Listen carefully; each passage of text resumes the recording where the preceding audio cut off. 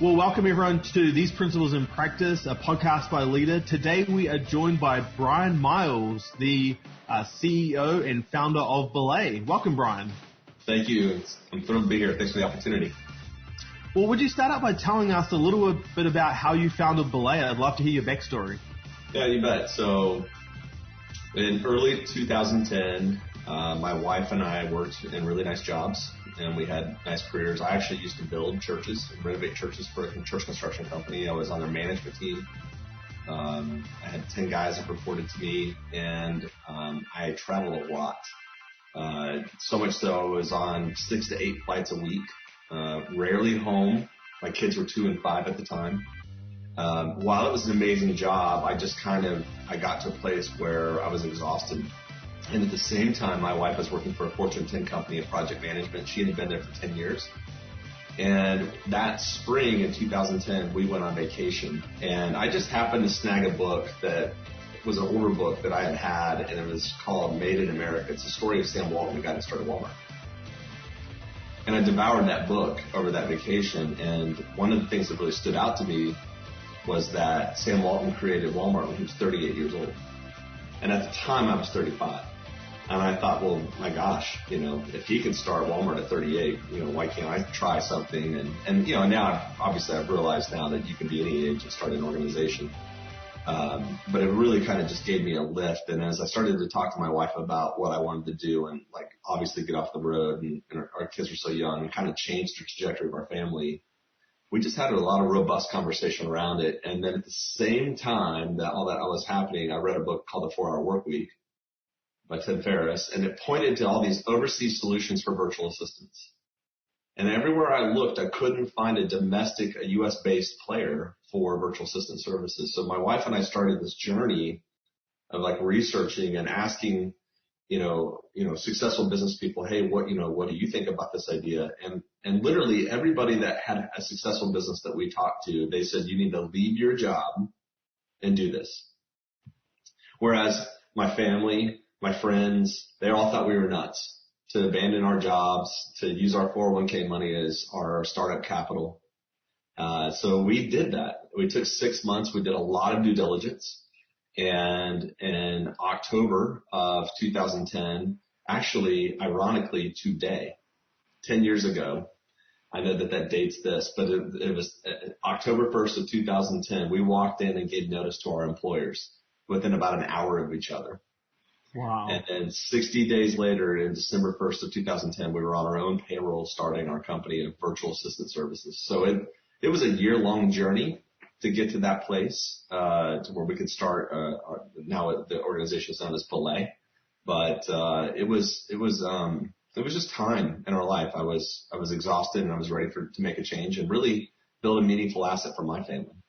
That's fantastic. And I actually have used BELAY and had a phenomenal experience. I've been working with my assistant, Kimberly, for over 6 years that you helped me find. So I could not be a bigger supporter of what you're doing. That's awesome. I'm thrilled that we're served you well. That's the whole meaning behind BELAY, actually. BELAY is a rock climbing term if you're not familiar with rock climbing or mountain climbing. And our whole goal is to serve in a support capacity to our leaders or those folks, our clients, as they climb higher, and we're in a support capacity to them, and that's what belaying is. It's this element of helping mitigate risk while someone goes after climbing something or to achieve something. So that's cool that we've been able to do that for you. Well, today we want to jump into the idea of working from home, which I guess is, kind of what your company does, working with virtual assistants, but also your company, I think you have about 60 staff internally who are working from home. So tell us, how did you make that decision to do that about 10 years ago? It was pretty obvious for us that I had already been working from home for probably 15 years. I was in sales. And so most salespeople, they already work in kind of a remote capacity. There's always a headquarters, and then you're kind of flying into, so I naturally kind of figured out how to work remote a long time ago. But when we started our business, we were just broke, and I didn't want to have an office and didn't want to spend the money on an office, and it seemed silly to do that. So, and it was our own startup capital. So we said, let's just, work from home. And turns out, as our business grew, we thought at some point we'd have to kind of like grow up and get an office. So we sent a survey out to our corporate team. At that time, we probably had 30 people on our team.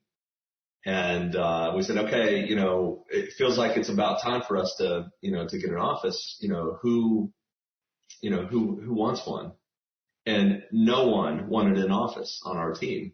They came to work for our company because we didn't have an office. And that wasn't the whole reason for it, but they really valued, they left corporate jobs to join our corporate job, but they had the flexibility of working from home. So we realized like, okay, the truth is we probably need to, practice what we preach. If we're going to sell a virtual service, we should probably remain remote. And we just decided from that point forward, we would scale and grow our business to where it's at today. And right now we have close to 100 people on our corporate team. So and I'm one of those. So, W-2 folks that really support, all of our contractors who are the ones that are our virtual assistants, our bookkeepers, our social media strategists, and our webmasters. And we have over 1,000 of those people on our team today. So we do that all remote. We've never had an office, don't intend on having an office. And it's completely scalable. So as you started to think about that from, obviously, you've done this from day one, what were some of the things you thought intentionally that you had to put in place to support people as they worked remote? The thing that I cared about the most was culture. How in the world do you have an office, or you don't have an office, but you build a meaningful place where people want to come and work? And I struggled through that for a little while. And then I came to this realization is that culture has nothing to do with an office or a physical location. Culture is actually shared vision. And once I figured that out, I just realized we just need to cast powerful vision for why we exist as an organization. And then we want to obviously equip our team with all the tools and resources necessary, but vision casting why we exist, and recreating stories of like how we're really serving people and how we're changing their lives as leaders and how they're really moving the dial and what they feel called to do. That was more powerful than anything to equip a remote organization. And so, the counsel I get now, or we're kind of in the midst of the coronavirus days, people working from home. I have a lot of leaders that have called and said, how in the world do I have all these people work from home? And I'm like, you need to get crystal clear about the vision of your organization. Now more than ever, they need to know why they exist and why that thing that they do that might be mundane on a day-to-day basis, that thing equals success for the organization, and it's connected to a long-term vision or mission. And, there's some leaders that really get that, and then there's a lot of leaders that don't. Can you double-click some more on how you do that? Because I love the idea of that, but how do you do it in practice? Is it a weekly stand-up? Do you fly your team together, twice a year? I mean, there's so many different ways to actually live that out. I'd love to hear about how you've put process around that. Yeah, for our corporate team, which is about 100 folks, we do have a weekly stand-up meeting on Zoom, and it looks like a giant Brady Bunch. And in that meeting, we're talking about several things. One could be, how are we doing against our defining objectives for the year? Or here's a really meaningful story that our sales team talked to a prospect, and this is like how we're going to actually practically apply what we do. And so stories are a really big part of our business. That are sharing a story inside our organization, how maybe a virtual assistant in rural Iowa was able to work with a $2 billion company in Chicago, and we gave her the opportunity to really have meaningful work. So there's all these cool stories that we try and gather, and we're an aggregator of stories inside of our corporate team. We do that on our corporate meetings that are weekly. We do, and when we're allowed to meet, right now it's actually quite a challenge to put our team in one room together. When we are allowed to meet, we typically have our teams together face to face 4 times a year, and we just love on them. We bring in professional speakers. We do all these like team building things. We do collaboration meetings. We've got parties into the night. Like it's a fun experience for our team to come and do these things. We do that 4 times a year. And then our teams, as you can imagine, they need to meet for planning. Maybe our marketing team is planning for the next. We'll meet, and we use kind of like in Atlanta that's called Rome, but it's kind of like a WeWork facility that we have an account. So in most of our corporate team, the 100 folks, they're based in Metro Atlanta for the most part. while we do have some leaders that are kind of spread out around the U.S. But anyway, our meetings mostly happen when they're face-to-face in Metro Atlanta. So while it's important that, people want to work from home and they're very productive at home, we do think it's important from a culture standpoint to really have that rich connection with people face-to-face periodically. Got it. And just talk to me as a recovering accountant. That was my role previously. I was an accountant. Do you think of the cost of getting people together as a kind of direct replacement for having an office? Do those costs kind of contra out? They don't. Cost-wise, that's a great question. I would say that it's probably 20% of what an actual office would cost. And we spend a ton of money. Like, we're talking hundreds of thousands of dollars a year for events for our team internally. But it's probably around 20 to 25% of what probably your real office costs are. Wow. And talk to me about the meeting together. Have you done that the 4 times together? Have you done that since day one, or is it something you kind of came upon later? No, we have. We've been pretty intentional to get. We typically what we do, like in a normal year, right, when we're not all subjected to face masks and pie charts about how everybody's dying and all that stuff. The real guts of when we got together and met were we call them 1 days, where everybody comes together for 1 day, and that's twice a year. And then we have 2 summits, and those summits are like 2-3 days long. Everybody walks away exhausted, or maybe they pick up a cold because they're just having so much fun and they work really hard and they're having a blast. They're themed out. So every one of our meetings, we decide, like, say a summit will focus on one of our core values, and we'll take one of our core values and we will just plow it through every bit of the content. And so it'll be themed out based on that. So like one of ours is gratitude. So we will talk about gratitude from minute one. We'll maybe bring in a speaker that is like an expert on gratitude, and we'll just, completely crush that concept of that core value through that experience. And that seems like that really is something that our team really enjoys. That's fantastic. I mean, there's no substitute for getting together in person, right? And so to have that and really be intentional about the purpose of the time and how to develop culture together. I mean, it's no surprises that you've won numerous awards for the culture at BELAY. Yeah, one of my favorite things is on every once in a while, they're more ad hoc, but we'll get, instead of having a stand-up meeting on a Monday, we'll do like a Thursday morning coffee talk, and everybody will just jump on at 10 a.m. Eastern with their coffee and just kind of like shoot the bull about, like, hey, this is where I'm traveling, when we can travel again, or this is the book I'm reading or something like that. And it's just more kind of casual, and that's been really fun, or hilarious jokes. Or if we have something to celebrate, we'll do like a Thursday afternoon virtual happy hour, and you can bring your favorite beverage, and just celebrate what we're doing as an organization. So those are meaningful ways to connect.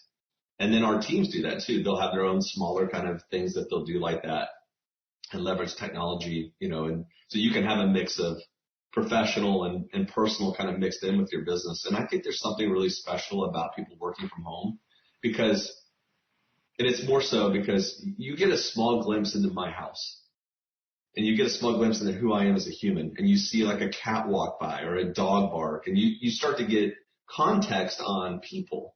And you don't get that when you're talking to somebody in their adult playpen. I call it cubicle. You just don't get to know a person in the way that you kind of see and peer into their home. And the kids come and jump on the Zoom call, and it's not an accident. It's actually something that's to be embraced, because you get that glimpse into people's family. Yeah, I mean, there is an element of like, hey, please be professional, but at the same time, life happens.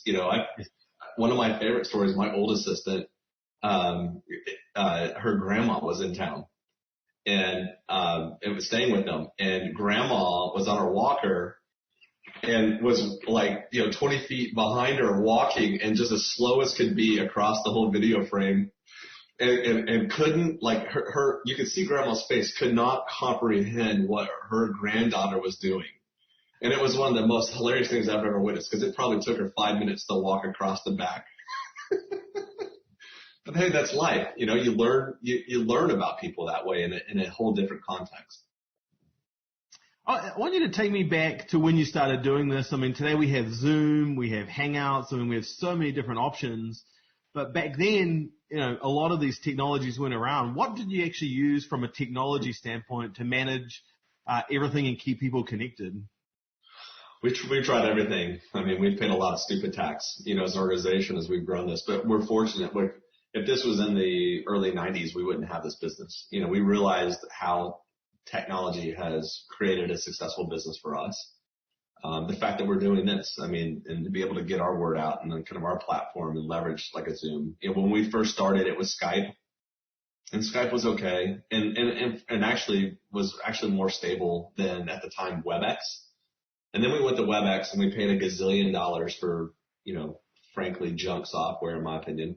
And then Zoom finally just kind of came online, and it was a little clunky to start, but then, obviously Zoom is the beast today, and we haven't, obviously now we have a giant enterprise account with them, but, we've navigated as things have kind of developed to build remote teams. Another one that's obviously not web-based conferencing, but is project management. We leveraged Asana, and Basecamp. You kind of have to tell your team, like, hey, we're going to use a particular software, and whether you like it or not, you have to work it. And so that's what we did. We started off at Basecamp, we moved to Asana, and then we used tools like Slack for communication, and we used Voxer, important communication for certain things. And we have a CRM application. We were with Infusionsoft, then we moved over to Salesforce. And then, of course, accounting, as your company grows, you go from like a QuickBooks to QuickBooks Enterprise to an ERP solution. So there's things that we've had to just navigate, technically speaking, to kind of grow and scale our business. But thank goodness for Zoom. They've been a godsend for us for many, many, many years. Fantastic. I would love to hear about the intentionality that you put behind some of the kind of standard weekly practices. So when it comes to something like a one-to-one with your manager, is there anything that you had to develop? Because, again, no one was doing this kind of thing. Was there a specific way you did one-to-ones when you started, and has that developed over time? It has. So today, in my newest capacity, my wife and I, as she's a co-founder as well, we stepped out of the day-to-day of the business, and we're co-chairs of our company now. And we appointed a CEO to run the company as of January 1. But the good news is that new CEO, her name is Trisha. She's actually was my assistant way back before we ever started the company. And so she's carried every role in the company and is a really great leader in her current capacity as CEO. But she has we've given her the liberty to kind of change up how we do one-on-ones. But in the early days, and really for 5, 6, 7 years in our business, everybody had a one-on-one with their manager weekly. And, they didn't have to be long, but they had to be a check-in. And while you might think like, well, gee, that seems a little silly, that when you do a one-on-one the right way and you kind of coach around it, you say, hey, this is what a one-on-one looks like. This is what it doesn't look like, and then you kind of coach and train around the leader as much as the person reporting to, it really becomes a beneficial and necessary meeting. And, so we did that. We also took a page out of the playbook by Pat Lencioni called Death by Meetings. The book's Death by Meetings. It's an awesome read, but what we did was we, as an organization, especially our leadership team, we did what we call our weekly tactical meetings, and then we had our monthly strategic, and then we had our quarterly offsites. And that really helped us, because then like we'd be in a tactical meeting and someone would bring up this really great idea that we needed to,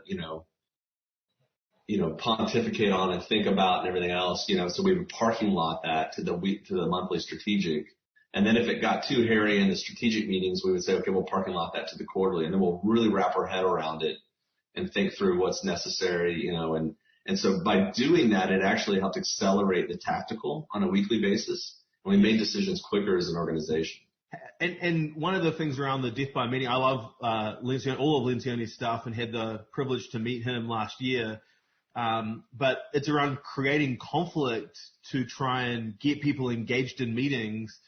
How do you do that remote? Because I've tried to develop that in person meetings. It's challenging, but is there any tips you would give someone thinking about trying to do that weekly meeting remote, or trying to do a weekly meeting remote now, and saying like, conflict is really a key part of making that successful. Sure. Isn't Pat Lancioni great? Like we spent time with him, and he's like this. People don't realize they see him on stage, and he's like a smaller guy. He's like a little munchkin. You want to just kind of give him a hug, He's that kind of guy. So what we learned through this, and we actually hired their company to one of their consultants based in Dallas. His name is Rishi. Awesome guy. But Rishi basically walked us through like how we need to, as a remote organization, create conflict norms. And so we did. We created 3 that we trained our whole team on. The first is what we call our TSA rule, which is, if you see something, you have to say something. It's on everybody in the organization to speak up when there's a problem. So that's our first rule, is the TSA rule.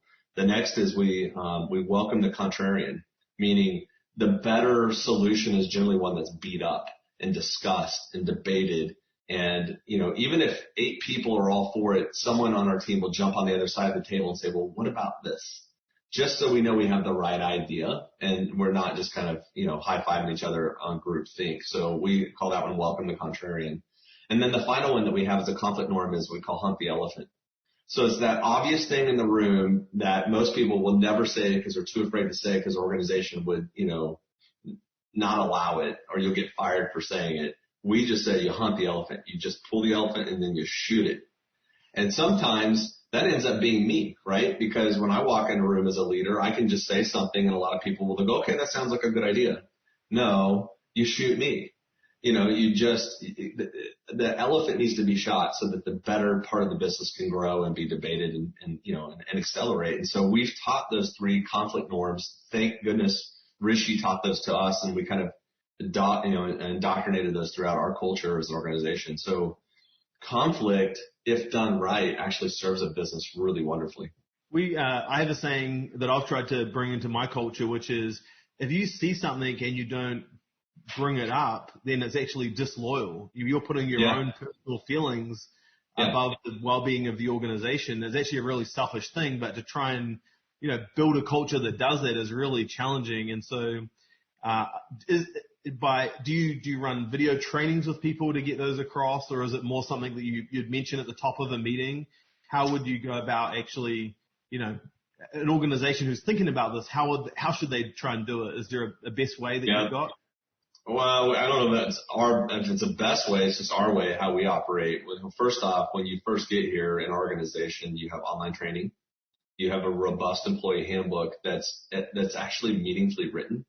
And then we test out of those things. So we're teaching them they'll have a video content. They'll test out of it. They'll understand kind of the principles behind it. And then we expect our managers to kind of talk about these things through the course of a year and just remind people, hey, these are things that are important to our organization, and conflict norms are part of it. We also have a no gossip policy in our organization too. So all of these things that we teach on is, they get done with our new employees, and then they're reiterated through the course of the year. And then there are times like I'm just proud of like our leadership team, and they just lead by example really well. They might be in a meeting and they'll say, I just feel like I need to say this thing right now. And what they're doing is they're hunting the elephant. Or they'll even say the conflict norm. They'll go like, I'm going to be the contrarian here, and use language around that so that they're teaching like, hey, this is welcome. This is cool for you to do that. So it's in part training. We have a really great training department in BELAY, but beyond all that, it's the practical application, and leaders have to go first in teaching those things.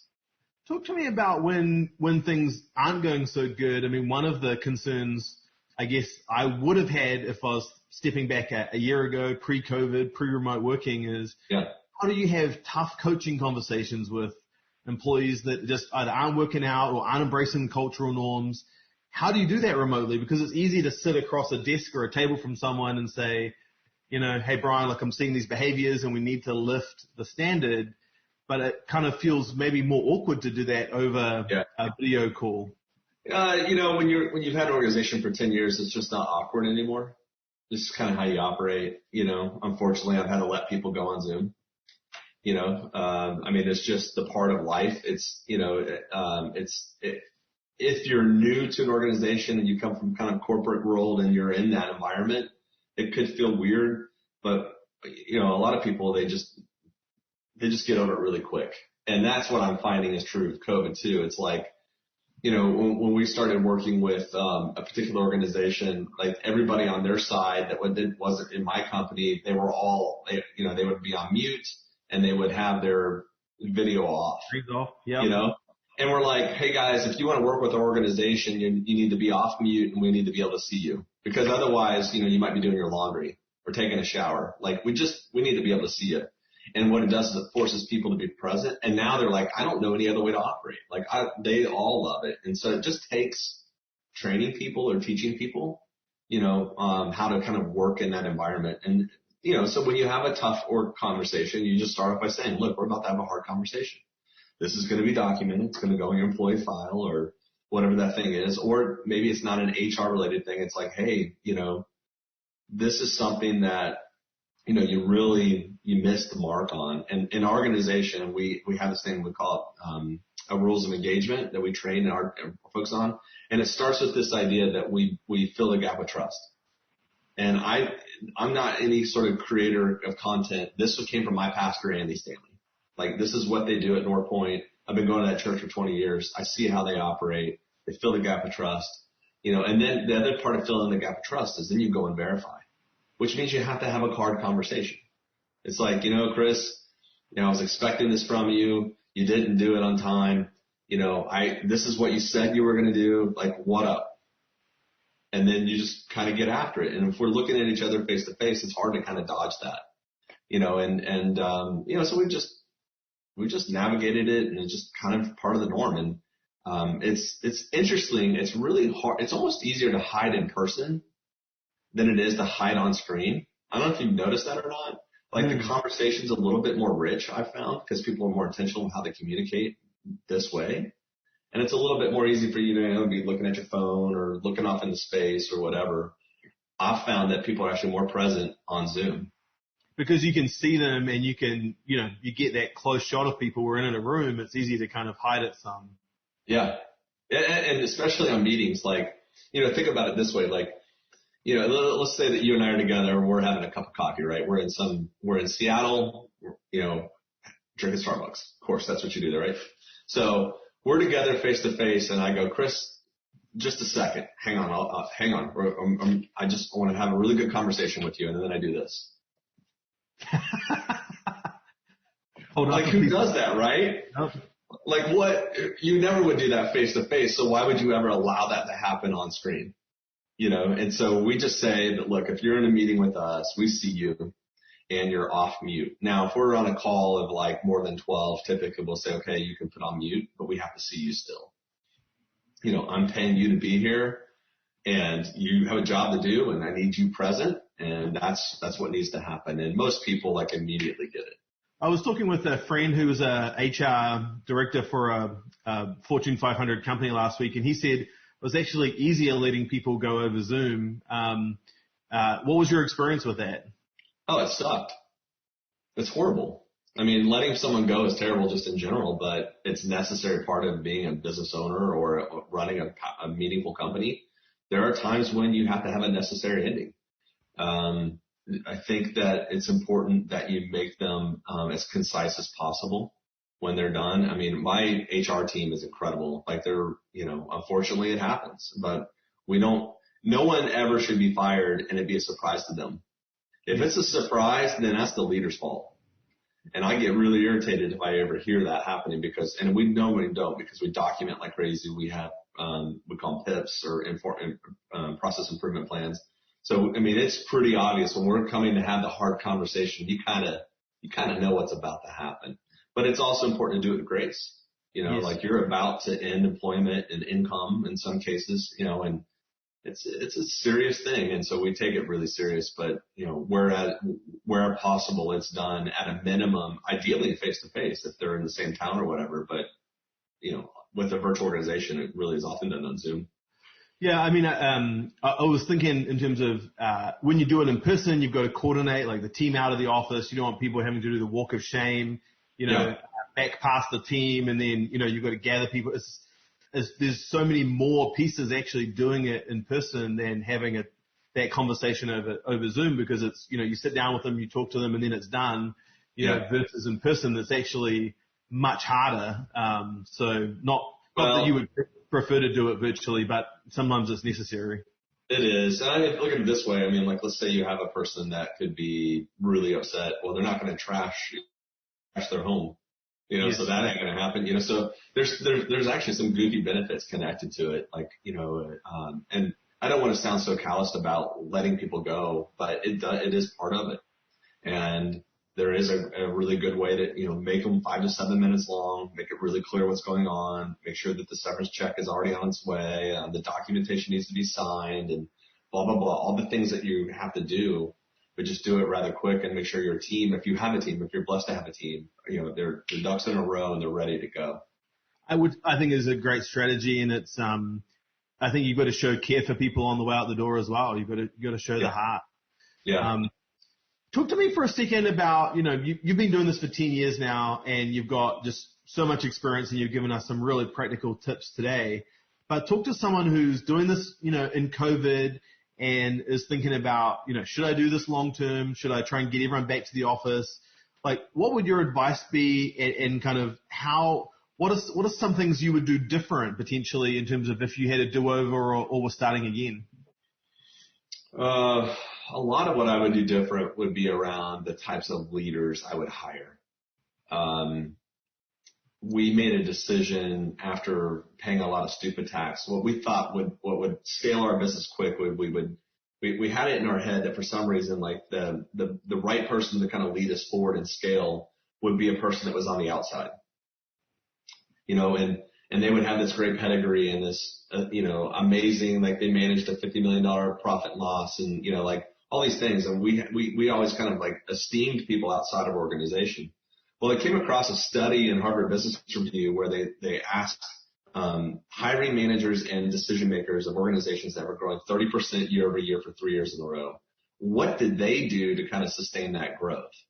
And I want to say it was 92%, not 100% on it, but it was over 90% said that to maintain that scale, they had to promote, they had to promote from within versus hire from the outside. And if you wanted to maintain, say you wanted to bump along at 2 to 5% a year growth, you went to the outside and you found somebody to kind of maintain that growth. Well, I mean, I just felt so dumb after I read that. I'm like, we were doing this entirely wrong. And so we decided then to kind of double down on the leadership development inside our organization. When we started looking for leaders or people that wanted to emerge and grow, and what we found is that the speed at which they could get to that role and to have impact was much quicker than bringing somebody from the outside in that actually maybe had a different culture or a different philosophy on the business. They weren't necessarily eating our dog food, and so what we found is to grow and scale an organization of speed remotely, it really took promoting people from within. And then, in the off chance, like, we just had this happen where we looked internally across our people and we said, okay, this particular role, there's just nobody with the skill set. We're going to have to go outside for it. That's fine. You do that too. But for the most part, you just give people opportunities to kind of grow, and you have to be intentional. We call our program internally called the Ascend program. And it's an invite only from leadership into a year-long leadership training pipeline program. And we just work with our leaders, and we pay attention to them, we guide them, and we work with them to help them kind of go to the next level. So when the opportunity comes up, it's like plug and play. Bryan, that's the biggest mistake I've made too. I mean, we hired people at PushPay from Amazon and Microsoft, and pretty much without exception, they couldn't adapt to either the pace or just the down in the weeds nature of the organization. And pretty much all of them ended up churning out of the organization over some period of time. And it took a huge toll on the organization because that leader is bringing their culture and their experience and they expect to be given a lot of autonomy to just operate how they used to operate. And obviously, as a fast-growing company, that's not what you want. You want people to come in and operate how you want them to operate. That's right.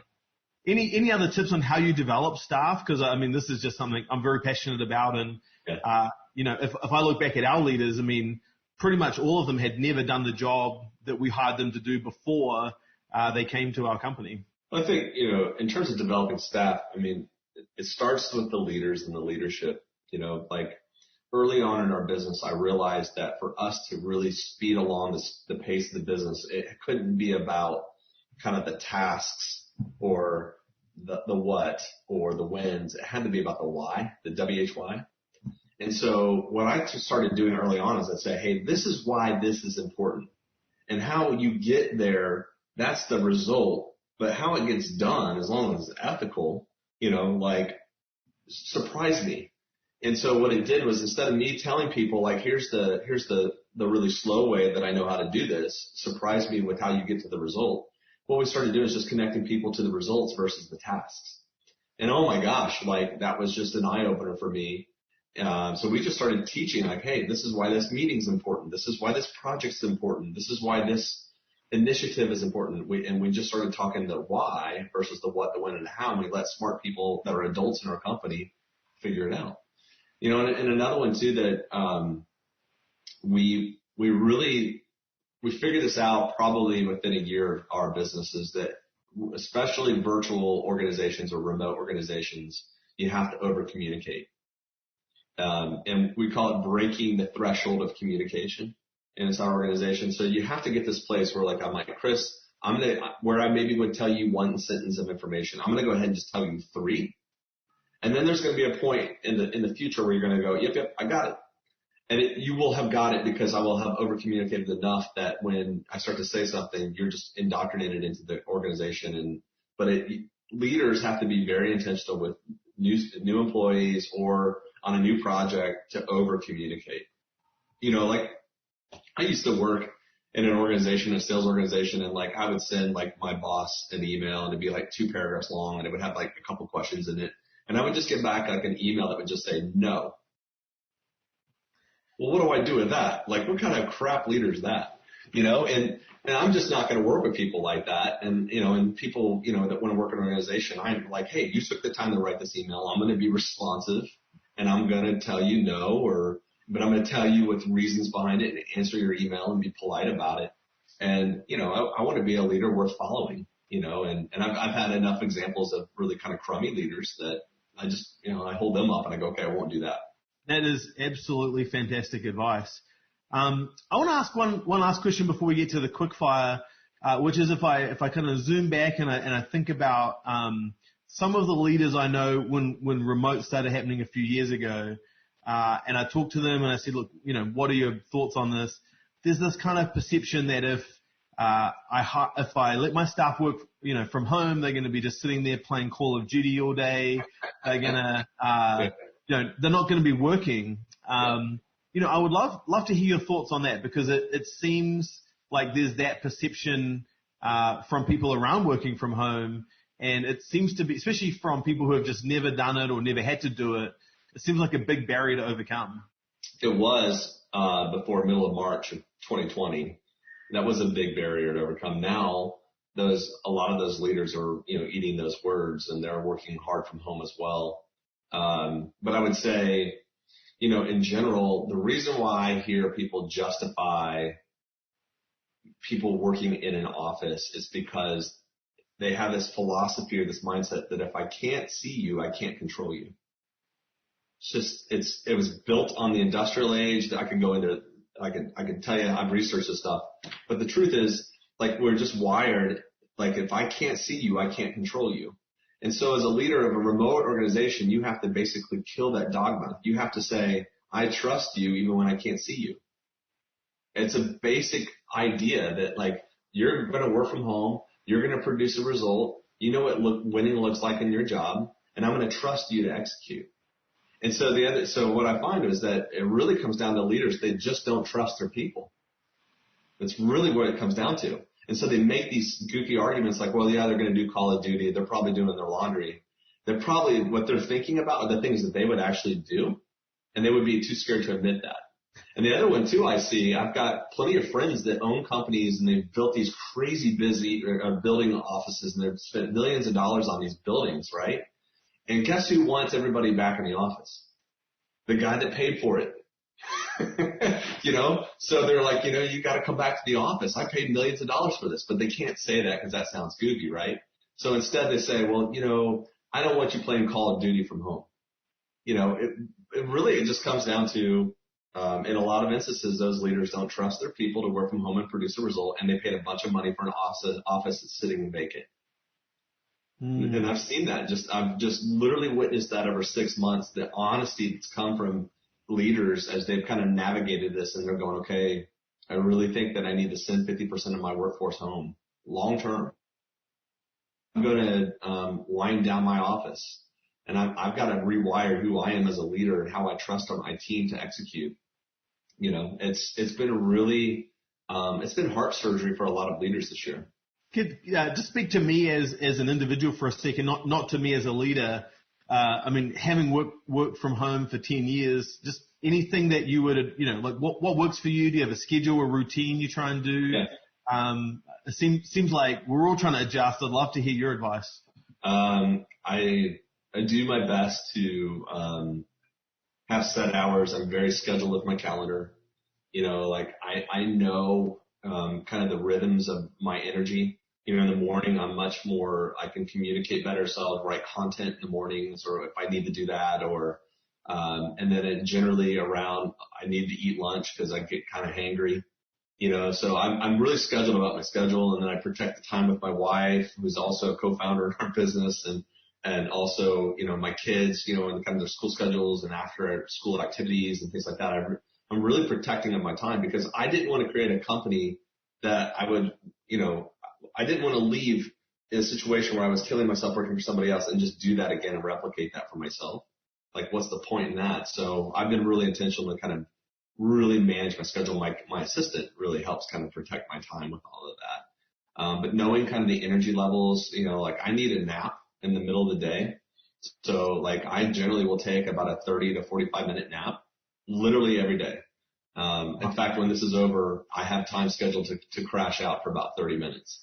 And I'm not embarrassed by that at all. Like I actually find that my afternoons are so much more powerful when I have that little shutdown with my brain because I'm thinking about all these things. And, you know, some people might see that as a weakness. For me, I just see it as an incredible, powerful lift. You know? No, I have a saying that good managers manage time, great managers manage energy, because there's no use working longer hours if you can't be productive in that. And extraordinary managers take naps. Yeah, so I just you just kind of have to know who you are as a person and kind of the rhythm of your energy, and for me, it's very important to kind of do that. I also protect my time. I'm now in a position where I don't have to work Fridays, so I don't, and I choose to do the things that are important for me or for my family or for my wife. As we and that wasn't the case in startup.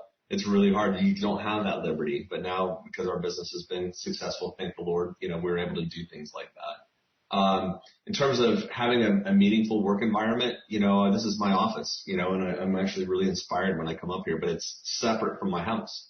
I actually have a dedicated workspace and I've got a high speed connection and my camera works great and, it's soundproof. So I don't hear the dog bark and I don't hear, all the craziness with the kids outside or whatever. And it allows me to really remain focused as a leader. I think that's important from working from home. And then I think it's important just to also see people too, like go and have lunch with a friend, or invest in someone's life, like face to face and do that. That's an important part of working from home because it can feel isolating if you're not careful. Especially, if you're working in a remote organization, it can feel isolating. So it's important that you have meaningful personal connections with people face to face too. That is great advice, Bryan. Let's jump into the quickfire segment. We've got 5 questions here. We're going to try and get through these reasonably quickly. So let's jump into the first question. The first question is, what is the most impactful leadership book that you've ever read? Gosh, can I say more than one? Absolutely. Okay, well, The Motive by Pat Lencioni is a really great read. I really do like that. There's a book, it's an older book. It was written by a guy in Canada. It's called The Orange Code. It was a story of how ING Direct, as a banking organization, took their institution and basically brought it to the United States. And that book was so remarkable in terms of their approach for how they're going to change and become this organization. And I just love the book. It's called The Orange Code. That's one of my favorite books of all time. And then, a book that's really helped our business as a whole is Story Brand by Don Miller. we've really applied those principles throughout the organization at BELAY. And those are three that are kind of top of mind for me. I'm going to order that Orange Coat book. It's on Amazon right now. Yeah, it might be. You might have to buy it from some antiquated bookstore because I don't know. I mean, it's a great read if you can get a hold of it. Fantastic. Okay, second question. If you could only use one word to describe your leadership style, what would it be? I'm a challenger. I'm an Enneagram 8. And right now, I mean, that's like, Enneagram's like Christian astrology. But the truth is, I am that person. It really does, suit who I am. And I don't challenge just for the sake of challenging. I challenge because I love to see people develop, including myself. I love personal development. And one of my greatest reasons for my why, for why I like to lead people, is because I love watching them personally develop. And to do that, other times they have to be challenged and they have to be shaken a little bit in order to grow. Fantastic. Okay, third question. What is your biggest distraction working from home? Biggest distraction working from home would probably be Fox News. Turn it on, check it out for a few minutes, and then 20 minutes has gone by. Yeah, we're in this goofy debate cycle right now, and it's just the giant crap sandwich. So we'll see what happens with it long term. But right now, Fox News is probably the one that I'm distracted by the most. Okay, number 4. Tell us about your biggest failure and what you learned from it. Biggest failure and I've learned from it. Why don't I just tell you my biggest sin? Sure. I'm kidding. Biggest failure inside of our business, I'm going to be honest, it was that I've made poor hires that, like I mentioned to you earlier, were ones where I thought they were going to come in like the savior of our business, and those created detrimental impacts to our business that we had to overcome. I mean, they were really big. They ended up being failures, and it's something that thankfully I've learned from. But it definitely impacted our business in a negative way for a season of time. Okay, last question. Feel free to take a few minutes if you want to elaborate on this. But one of the things I believe is that 20, 30 years from now, we're going to forget a lot of the what do we do and the trophies and the accolades. But you know what we won't forget is how people made us feel. I'd love to hear a time when someone believed in you as a leader when maybe they shouldn't have. So my old boss, so the company that I left was a church construction company, and they were a 42-year-old company at the time. They built over 700 churches around the United States. Wonderful family that owned it, and my boss, the CEO's name is Bill. And when as the season kind of approached that I felt like I needed to go do something else, Bill was one of the most kind leaders that I've ever seen, in the sense that he understood exactly what I meant, and he said, you know what, I really think you're going to be a great success. And at the time I was scared to death, right? So to hear words like that, like when I'm about to leave something that was perceived as very stable, use all my money as my startup capital and do this, and to hear a guy like that, I'm leaving, I'm on the leadership team of this business, right? And to hear him say, like, I think you're going to be really successful. Like that gift of words and encouragement, and then being there for me afterwards, like as we got started, and like, hey, how can I pray for you? And how can I specifically pray for you? And then ask me meaningful questions and go, hey, did you think about this? And as you're starting up your business, did you consider this? Or, or hey, this is something I messed up. He would do that for me. Now I've had mentors and had, men in my life that have been very intentional to tell me, but in that particular instance, that was one of the most gracious, kind things I've ever seen, because he could have folded his arms and said, buddy, get out of here. Like what you would think of a typical employer, and he was the exact opposite. And it just, it just meant the world to me. And fast forward 10 years, like last month, I was backpacking with him in Wyoming. Wow. We've just become really meaningful friends through that. And he's like a great cheerleader. So I think that there's a really great way when you have somebody in your organization that has got incredible talent, and they're going to go start something new, rather than resist them or make them feel bad or awkward, just encourage them into their future. That's something I've learned. And when someone comes to me and says, I really feel like I want to go start something, I'm the first person to say, you got it. How can I help you? Like, I don't assume that anybody's just going to work it forever, and I love it when people want to take the risk that's the beautiful thing about our country, and it's the beautiful thing about entrepreneurship in general, is that there's a lot of risk for the opportunity for reward. It doesn't mean that it gets guaranteed. And, to have a leader that can walk alongside you and go, hey, I support you, I'm encouraging you, I think you've got what it takes. That just meant the world to me personally. Well, Bryan, what an absolutely phenomenal note to end on. Just thank you so much for spending some time with us today and sharing your learnings and experience. And I know our audience is going to love hearing this and applying it to their business. So thank you for your time.